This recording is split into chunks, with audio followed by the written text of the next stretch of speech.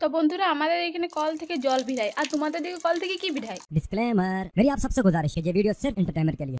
বলছি কি শুনো, প্রথম দিন যখন আমাকে দেখতে গেছিলে তখন তোমার কি মনে হয়েছিল, মনের ভিতরে কি মানে উঠেছিল বলো? কি উঠবে? বিয়া করতে গেছে, বিয়া করার কুরকুরান উঠেছিল, তাই বিয়া করতে গেছে, আবার কি উঠবে? বলেন কি তোমার কেমন কি মনে হয়েছিল? তোমার কি মনে হয়েছিল শালা মালটাকে যদি পাই তো? মনে মনে ভাবছিল যে মালটাকে প্রথম তো যা কইতাম না খাঁচালে বাবা গো। আর মানে তোমরা উল্টা পাল্টা কিছু ভাববে না ভাই, আমি গল্প করার কথা বলছি। সাবস্ক্রাইব করে ঘন্টাতে জোরে থাবড়ে দাও যাতে নেক্সট ভিডিও মিস না যায়। তো বন্ধুরা আমাদের এখানে কল থেকে জল ভিড়ায় আর তোমাদের দিকে কল থেকে কি ভিড়ায়?